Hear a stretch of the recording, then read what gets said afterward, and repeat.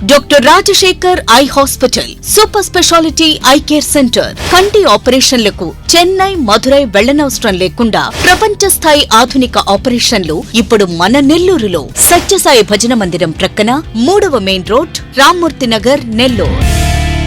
Welcome to sauce TV. నేను మీ అభిద్ హుసేన్. ఇటీవల public talk కార్యక్రమంలో భాగంగా ట్రాఫిక్ సంబంధించి చాలా విషయాలను ప్రజలు ప్రస్తావించడం జరిగింది. సార్, ప్రధానంగా నెల్లూరులో ఈ ట్రాఫిక్ సిగ్నలింగ్ వ్యవస్థ లేదు. సార్, నా ఉద్దేశం ప్రకారం ట్రాఫిక్ అనేది ప్రతి ఒక్కటి అవేర్నెస్ అయితే కల్పించాలి. ట్రాఫిక్ ఎవరైతే ఉన్నారో వాళ్ళకి సంబంధించి అవేర్నెస్, పబ్లిక్ అవేర్నెస్ కనిపిస్తే బాగుంటుందని నా ఉద్దేశం. సార్, మనకి ట్రాఫిక్కి మెయిన్ రీజన్ అడ్డంకికి వచ్చేసి ఆటోలుగా మనం ఒక పారామీటర్గా తీసుకుంటే వాటిని పరిష్కరించడానికి మనకు ఒక చిన్న మార్గం ఏంటంటే వాటికి సరి సంఖ్య, బేస్ సంఖ్య అని చెప్పి నంబరింగ్ ఇచ్చేసేసి ఒకరోజు సరి సంఖ్యలో ఉండేటువంటి ఆటోలు, రెండో రోజు బేస్ సంఖ్యలో ఉండేటువంటి ఆటోలు అట్లా ఆల్టర్నేటివ్గా కానీ తిరిగితే వాళ్ళకి రెవెన్యూ వస్తుంది, సమస్య కూడా తగ్గుతుంది నా అభిప్రాయం. నగరంలో ఈ ట్రాఫిక్ అంటే అందరూ ఎట్లా పడితే అట్లా తోలుతారు, యువత ఎట్లా పడితే అట్టున్నారు. వాళ్ళకి సరిగ్గా ఉండాలంటే పోలీసులు సరిగ్గా ఉండాలి. వాళ్ళు చూస్తే తప్ప వాళ్ళకి కావాల్సినప్పుడు వాళ్ళు వస్తారు, వాళ్ళకి అవసరమైనప్పుడు వాళ్ళు వెళ్ళిపోతారు. వాళ్ళు కరెక్ట్గా ఉంటే ఎవరు ఇట్లా ఉండేవాళ్ళు కాదు కదా. ఇప్పుడు పాపులేషన్ పెరిగిపోయింది. సో పాపులేషన్ తగ్గట్టు మన రోడ్లు ఎక్స్టెన్షన్ జరగలేదు. సిటీస్తో పాటు మనం పోటీ పడాలంటే తప్పదు. మనం జనాల్ని ఎడ్యుకేట్ చేయాలి, సిగ్నల్స్ పెట్టాలి, తర్వాత రోడ్ ఎంక్రోచ్మెంట్స్ తగ్గించాలి. ఇదే విషయాన్ని సిఐ గారితో మాట్లాడడం జరిగింది. మరి సిఐ గారు దీని మీద స్పందిస్తూ ఖచ్చితంగా ప్రజల అభిప్రాయాలు ఏవైతే ఉన్నాయో వాటిని తీసుకుంటాం, అలాగే ప్రజలకు ఉండేటువంటి సందేహాలని నివృత్తి చేయడం మా బాధ్యత. ఖచ్చితంగా ఆ సందేహాలన్నీ నివృత్తి చేస్తామని చెప్పి మనతో మాట్లాడేందుకు వచ్చారు. మరి వారితో మాట్లాడదాం.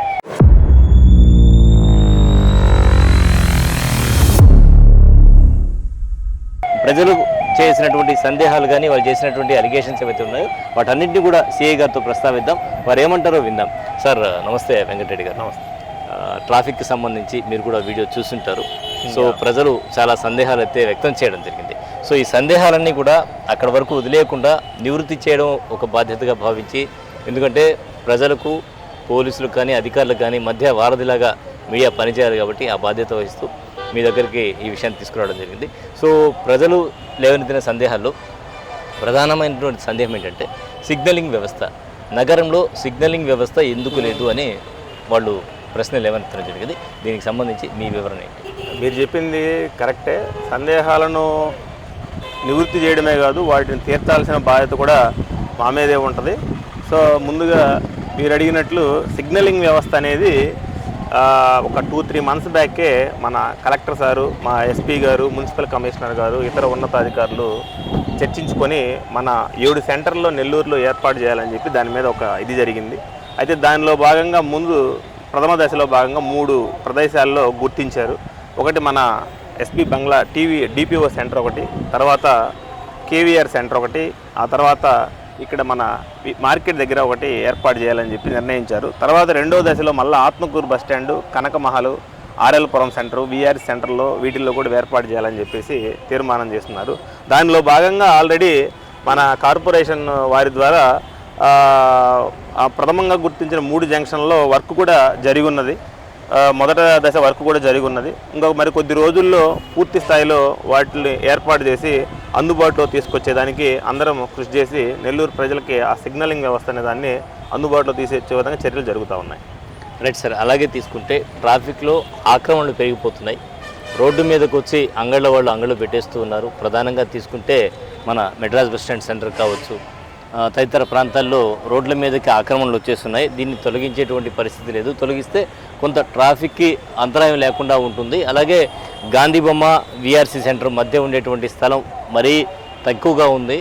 సో దీని మీద కూడా చర్యలు చేపడితే బాగుంటుంది అనే అభిప్రాయాన్ని కూడా వ్యక్తం చేయడం జరిగింది. మరి దీని మీద వాస్తవమే అండి చెప్పింది. కాకపోతే ఈ మనకి మెయిన్ ఇది తీసుకున్నట్లయితే గాంధీ బొమ్మ సెంటర్ ఒకటి, అదే మీరు చెప్పిన ఆత్మకూరు బస్ స్టాండ్ కానీ, మార్కెట్ సెంటర్ కానీ వీటిలో గమనించినట్లయితే ఏమవుతుందంటే ఈ చుట్టుపక్కల ప్రాంతాలు మన రూరల్ ఏరియాస్ నుంచి ఎవరైతే ఉంటారో వాళ్ళు కొంతమంది ఈ స్ట్రీట్ వెండర్స్ అమ్ముకునేదానికి ఈ ఫ్రూట్స్, కాయగూరలు ఇలాంటివి తీసుకొచ్చి కొంతమంది రోడ్డు పక్కగా పెట్టడం అయితే జరుగుతున్న మాట వాస్తవమే. ఎప్పటికప్పుడు మేము కూడా వాళ్ళకి తగిన విధంగా సెన్సిటైజ్ చేసి వాళ్ళకి కౌన్సిలింగ్ ఇచ్చి వాళ్ళని వీలైనంత పైకి పెట్టించడం, అదేవిధంగా జంక్షన్లు ఎక్కడైనా ఇబ్బందిగా ఉంటే తీయించడం, ఇంకా వినకుండా ఏమైనా రిపీట్ చేస్తే వాళ్ళ మీద పెట్టి కేసులు నమోదు చేసి కోర్టుకి ఇచ్చేయడం కూడా జరుగుతూ ఉంది. అయితే ఇది ఒక రోజుతో ఉన్న సమస్య కాదు, ఒక రోజుతో పోయేది కాదు. ఇది నిరంతరంగా మేము కూడా వాళ్ళ మీద డ్రైవ్ చేస్తూ వీలైనంత వాటికి పబ్లిక్ ట్రాఫిక్ అనేది లేకుండా ఎక్కువ ఇబ్బంది కలగకుండా వెహికల్స్ రోడ్డు మీద మా నార్మల్గా పోయే విధంగా చేసేదానికి తగిన విధంగా మా ప్రయత్నం చేసి వీలైనంత త్వరగా దాన్ని మ్యాక్సిమం వీలైనంత వరకు ఆ సమస్యను తొలగిస్తామని చెప్పి తెలియజేస్తాం. అంటే ప్రధానంగా సార్ ఇక్కడ మార్కెట్ దగ్గర తీసుకుంటే మార్కెట్ లోపల గతంలో వేరే మార్కెట్ని కూడా ఏర్పాటు చేయడం జరిగింది అక్కడ నామాత్ర ఫీజులతో. అయినా కూడా ఏంటంటే పబ్లిక్ లోపలికి వస్తారా లేదా అనేటువంటి విషయం తీసుకుంటే వీళ్ళు రోడ్డు మీదే పెడుతున్నారు అనేది చెప్తున్నారు.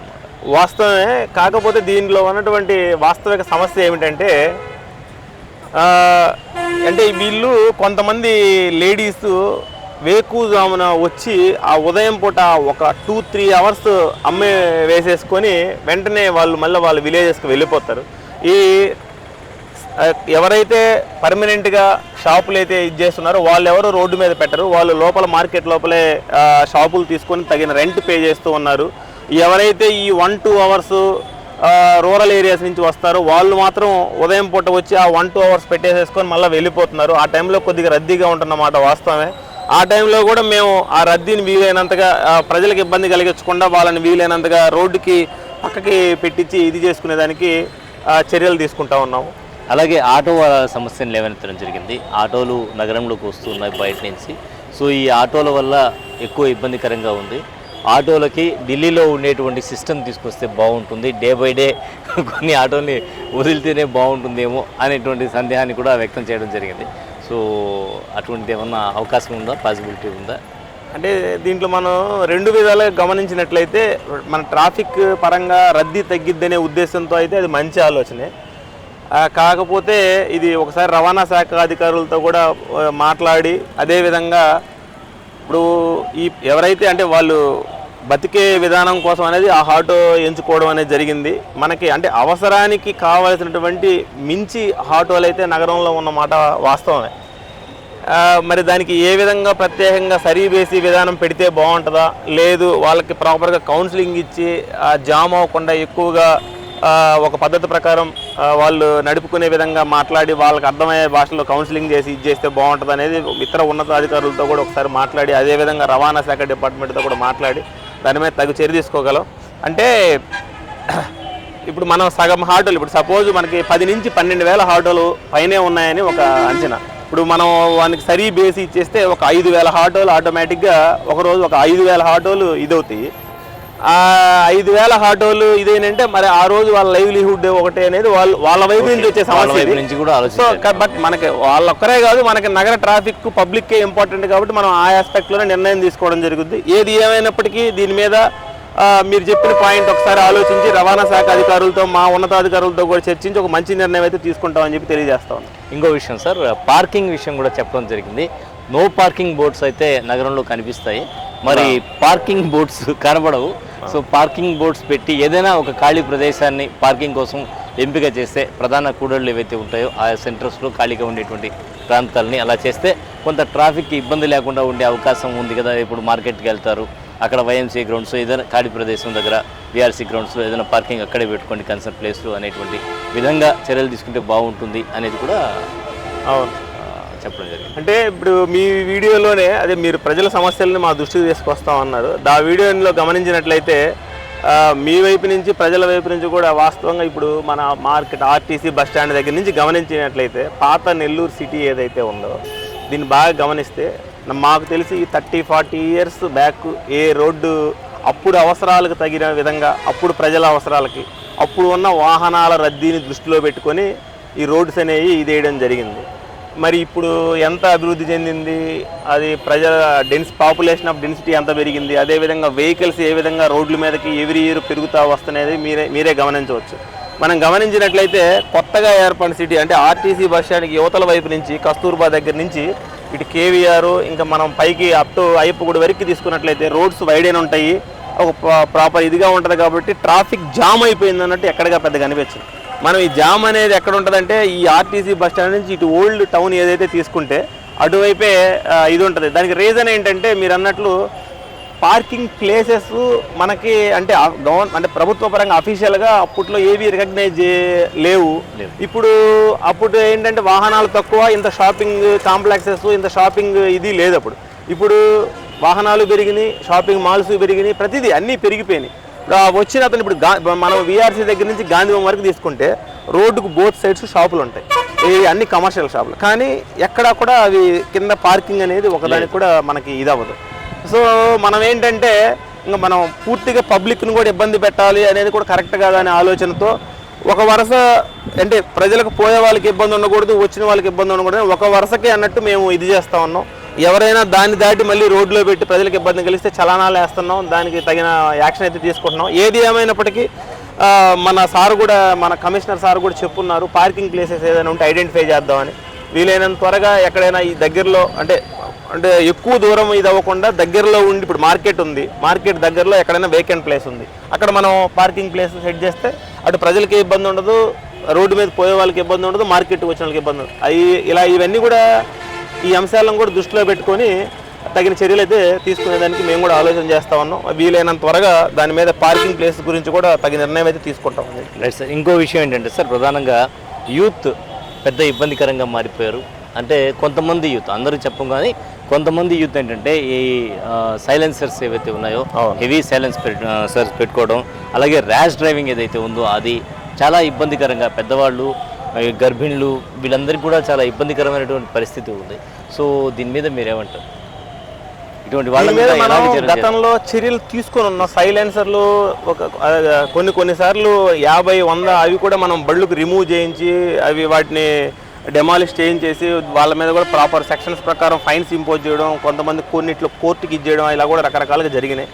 అయితే ఈ మధ్య కాలంలో మనం యాక్చువల్గా కంటిన్యూగా నిర్వహిస్తున్నప్పటికీ ఒక 1 మంత్ క్రితం అయితే లాస్ట్ మంత్ 16th జనవరి 16th నుంచి ఈ మంత్ ఫిబ్రవరి 15th వరకు ఒక 1 మంత్ పాటు గవర్నమెంట్ రోడ్డు భద్రతా మాసోత్సవాలని కూడా ఒక కార్యక్రమం చేపట్టడం జరిగితే దానిలో భాగంగా మేము రవాణా శాఖ అధికారులు కూడా ప్రజలకి వీలైనంత వాహనదారులకు అవగాహన కల్పించాలి ట్రాఫిక్ మీద, రోడ్ సేఫ్టీ మీద అనే ఉద్దేశంతో వివిధ కార్యక్రమాలు, నెంబర్ ఆఫ్ ప్రోగ్రామ్స్ కండక్ట్ చేయడం జరిగింది. దానిలో భాగంగానే ర్యాలీస్ చేసాము, పబ్లిక్ మీటింగ్స్ ఏర్పాటు చేసాము, కాలేజెస్లో సెన్సిటైజ్ చేసాము. అన్నీ దీనిలో ఎస్పీ సార్ మొదలుకొని కింద స్థాయి కానిస్టేబుల్ వరకు అందరూ కూడా ఈ కార్యక్రమాల్లో పాల్గొనడం జరిగింది.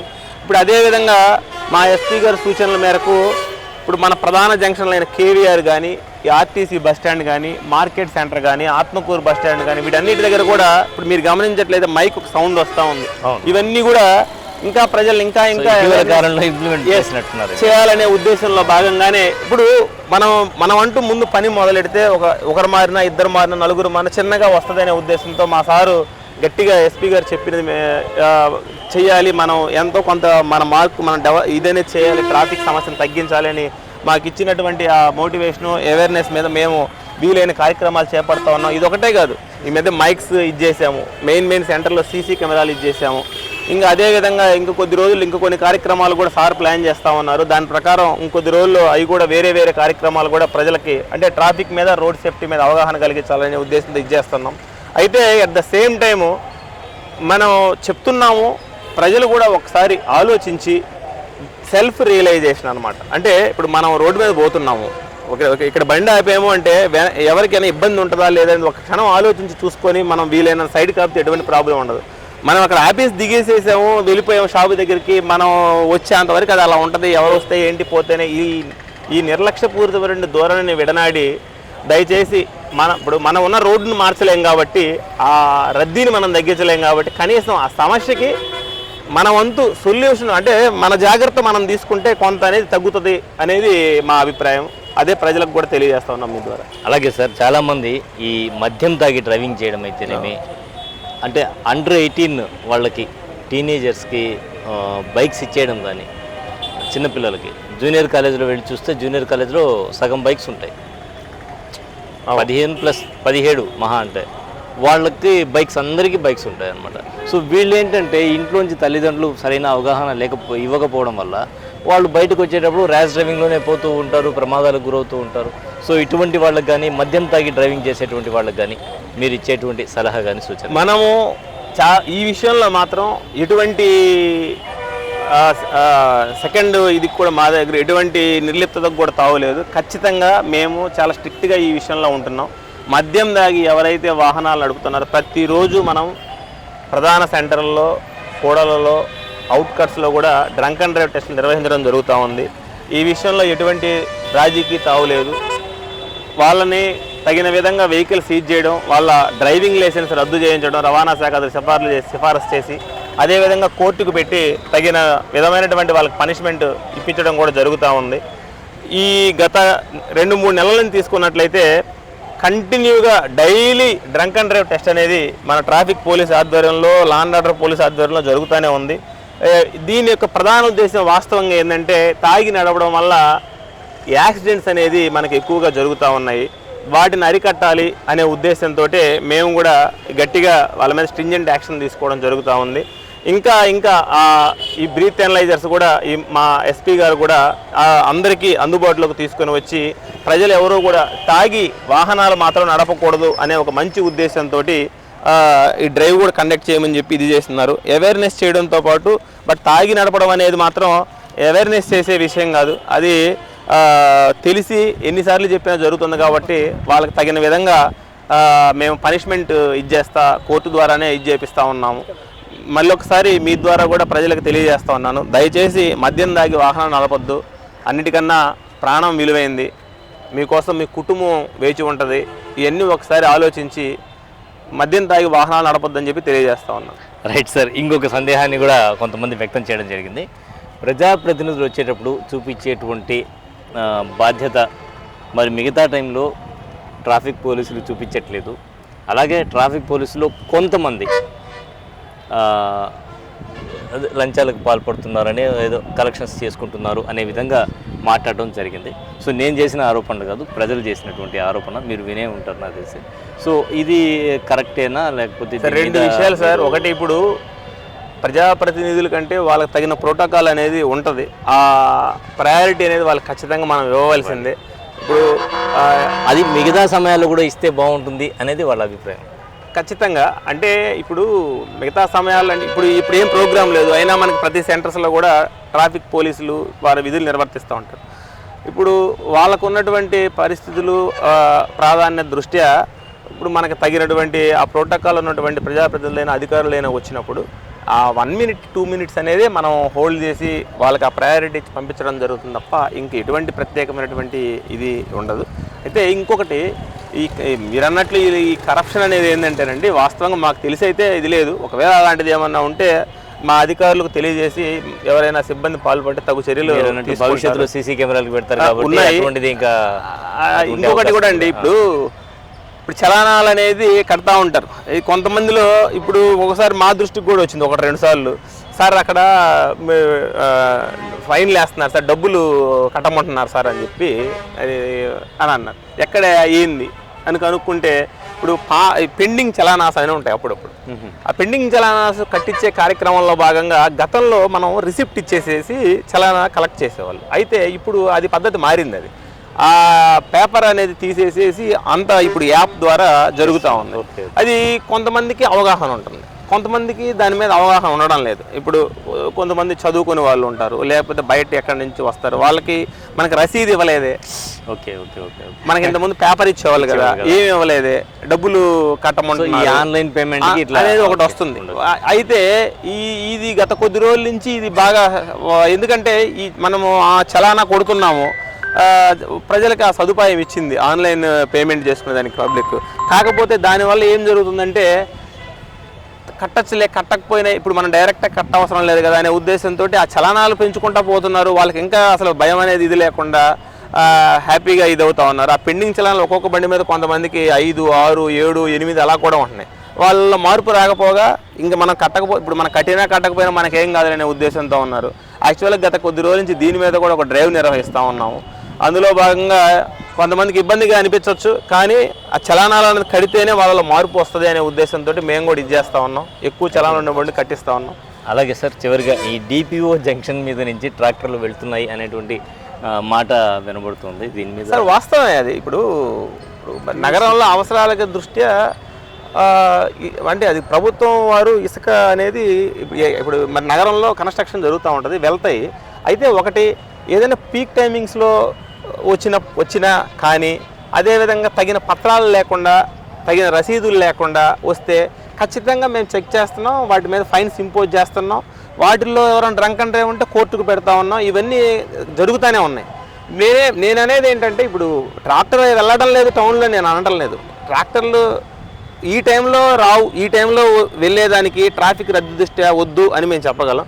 అసలు తిరగద్దు అనేది అయితే మేము అది చెప్పడానికి అది మాకు అది ఇది లేదు. అది సో మేమేమంటామంటే స్కూల్ టైమింగ్స్లో, మార్నింగ్ టైమింగ్స్లో, అదేవిధంగా ఈవినింగ్ టైమింగ్స్లో నగరంలోకి రావద్దు, వస్తే దానికి తగినటువంటి పెనాల్టీ అనేది పడుతుందని చెప్పి హెచ్చరించి ఇచ్చేస్తున్నాం. దాని ప్రకారమే మూవ్ అవుతున్నాం. ఒకవేళ ఎవరైనా ఇదైతే మాత్రం ఖచ్చితంగా వాళ్ళ మీద తగు చర్యలు అయితే తీసుకోవడం పడతాయి. రైట్ సార్, చాలా మంచి వివరణ ఇచ్చారు. చివరిగా మీరు ట్రాఫిక్లో ఎవరైతే వాహనదారులు ఉంటారో వాళ్ళకి ఏదైనా సూచనలు కానీ సలహాలు కానీ ఇవ్వదలిచారా? ఒకటే సార్, ఇప్పుడు ఎవరు ఎన్ని చెప్పినా ఏది చెప్పినా అంతిమంగా మారాల్సింది ప్రజలే. అంతిమంగా మన జాగ్రత్తలు తీసుకోవాల్సింది ప్రజలే. మనం అవేర్నెస్ చేయగలం, లేదు తప్పు చేసిన వాళ్ళు పనిష్ చేయగలం, ఇవన్నీ చేస్తాము. అట్ ద సేమ్ టైం ఇవి ఎందుకు చేస్తున్నారు, వీళ్ళు మన కోసమే కదా చెప్తుంది, ట్రాఫిక్ సమస్య మనకే కదా ఉంది. హెల్మెట్ పెట్టుకోమని ఎందుకు చెప్తున్నారు పోలీసు వారు? హెల్మెట్ పెట్టుకుంటే పోలీస్కి ఏమి రాదు. హెల్మెట్ పెట్టుకుంటే జరగరాంది జరిగినప్పుడు లబ్ధి పొందేది పెట్టుకున్న వ్యక్తే. సీట్ బెల్ట్ పెట్టుకోమని పోలీసు వారు ఎందుకు చెప్తున్నారు? ఏదైనా యాక్సిడెంట్ జరిగితే దాని యొక్క తీవ్రత అనేది తగ్గి మనం అట్లీస్ట్ ప్రాణాపాయ స్థితి నుంచి బయటపడేదానికన్నా అవకాశం ఉంటుంది. ఏదైనా పాజిటివ్ ధోరణితో తీసుకొని ఎందుకు చెప్తున్నారు అనేది కనుక గమనించి మంచి మనసుతో ఆలోచించి అందరూ సహకరించవలసిందిగా, ట్రాఫిక్ పోలీసు వారికి సహకరించవలసిందిగా, అది కూడా మీ బాధ్యతగానే ఒకసారి గుర్తు చేస్తున్నాను మీ ద్వారా. సో దయచేసి నెల్లూరులో ఉన్న ట్రాఫిక్ని అందరం కలిసి వీలైనంతగా రద్దీ తీవ్రతను తగ్గిద్దాం, ట్రాఫిక్ నియమాలు పాటిద్దాం. అదేవిధంగా హెల్మెట్ వాడకం అయితేనేమి, మద్యం తాగి నడపకపోవడం అయితేనేమి, డ్రైవింగ్ లైసెన్స్ లేకుండా వాహనాలు నడపడం, మైనర్లు డ్రైవింగ్ లైసెన్స్ లేకుండా నడపడం, ఇవన్నీ కూడా అన్నీ తెలిసినవే, అన్నీ మేము చెప్తున్నవే పదే పదే. సో దయచేసి వాటన్నిటిని మానేసి అంతా చట్టపరంగా అన్ని జాగ్రత్తలు తీసుకొని ట్రాఫిక్ కూడా అంటే ఎక్కువ అంతరాయము, ఎక్కువ రద్దీ కలిగేదానికి కాకుండా సహకరిస్తారని కోరుకుంటూ. Thank you sir, thank you very much. ప్రధానంగా ప్రజల సమస్యల పరిష్కారమే మా ధ్యేయం. ఏదైతే మా బాధ్యత ఉందో ఖచ్చితంగా గుర్తెరిగి ప్రవర్తిస్తాం కూడా. ప్రజల ప్రాణాలు, ప్రజలు ట్రాఫిక్లో తీసుకుంటే వాళ్ళకి ఎలాంటి ఇబ్బంది కలగకుండా ప్రశాంతంగా వెళ్ళడానికే ట్రాఫిక్ నిబంధనలు ఉన్నాయి. ఈ నిబంధనలు ప్రతి ఒక్కరూ పాటించాలి. జాతీయ భద్రతా వారోత్సవాల్లో భాగంగా ఇటీవల కాలంలో కూడా ఎన్నో అవేర్నెస్ క్యాంపులు నిర్వహిస్తాం కూడా అని చెప్తూ ఉన్నారు. ఏదైతే ప్రజలు ఇబ్బందులు ఏవైతే చెప్పారో అవన్నీ కూడా తమ దృష్టిలో ఉన్నాయి. ఖచ్చితంగా వాటన్నిటి పరిష్కారం కోసం జిల్లా ఎస్పీ గారి సూచనల మేరకు, మరి కృష్ణకాంత్ గారి సూచనల మేరకు ముందుకు వెళ్తున్నాం. ప్రస్తుతం కూడా ఏదైతే అనౌన్స్మెంట్ మనం వింటూ ఉన్నామో ఈ అనౌన్స్మెంట్ మైక్స్ పెట్టి అనౌన్స్ చేయడం కానీ, అలాగే ఎక్కడైతే ఎక్కువగా ట్రాఫిక్ ఉందో ఈ ప్రాంతాల్లో అంతా తమ సిబ్బంది చేత అక్కడ ట్రాఫిక్ ఇబ్బంది కలగకుండా, ప్రజలకు ఇబ్బంది కలగకుండా చర్యలు చేపడుతున్నాం. అలాగే ట్రాఫిక్లో చలానాల విషయం తీసుకుంటే ఏవైతే పేరుకుపోయి ఉన్నాయో చలానాలు, ఈ చలానాలు కలెక్ట్ చేయడంలో భాగంగానే ట్రాఫిక్ సిబ్బంది అక్కడ చలానాలు వేస్తారు. కానీ ఆ రిసిప్ట్ ఆన్లైన్ కాబట్టి ఇవ్వడం సాధ్యం కాదు. దీన్ని వేరే విధంగా తీసుకోవద్దని చెప్తూ ఉన్నారు. ఎట్టి పరిస్థితుల్లో కూడా ప్రజలు ప్రశాంతంగా ట్రాఫిక్లో ప్రయాణం చేయాలి అన్నదే మా అంతిమ లక్ష్యం. ఆ దిశగానే మా ప్రయత్నాలు చేస్తాము. ప్రజలు ఎలాంటి అభిప్రాయాలు ఇచ్చినా తీసుకునేందుకు, స్వీకరించేందుకు సిద్ధంగా ఉన్నాం. ఆ దిశగా వాటి పరిష్కారం కోసం ప్రయత్నం చేస్తామంటున్నారు ట్రాఫిక్ సిఐ వెంకటరెడ్డి గారు. ఇది చాలా ధన్యవాదాలు వెంకటరెడ్డి గారు, మీరు ఒక అడగగానే వచ్చి మాకు ఇంటర్వ్యూ ఇచ్చినందుకు. అలాగే ఎన్నో సమస్యలు ఉన్నాయి, వాటన్నిటి పరిష్కార దిశగా మేము ముందడుగు వేస్తున్నాం, ఆ విధంగా వెళ్తూ ఉన్నామని చెప్పి జరిగినటువంటి ప్రజల ఏవైతే సందేహాలు ఉన్నాయో వాటన్నిటి కూడా నివృత్తి చేసినందుకు ధన్యవాదాలు. తప్పకుండా సార్, మా ఎస్పీ గారి సూచనల మేరకు కొద్ది రోజుల్లో అయితే ఈ ట్రాఫిక్లో చేంజ్ అయితే మీకు ప్రజలకైతే తెలియజేసే విధంగా చేస్తామని చెప్పి మరొకసారి తెలియజేస్తాం. ధన్యవాదాలు సార్. ఇది వాటి ప్రత్యేక ఇంటర్వ్యూ. మరో ఇంటర్వ్యూలో మళ్ళీ కలుద్దాం. అంతవరకు సెలవు.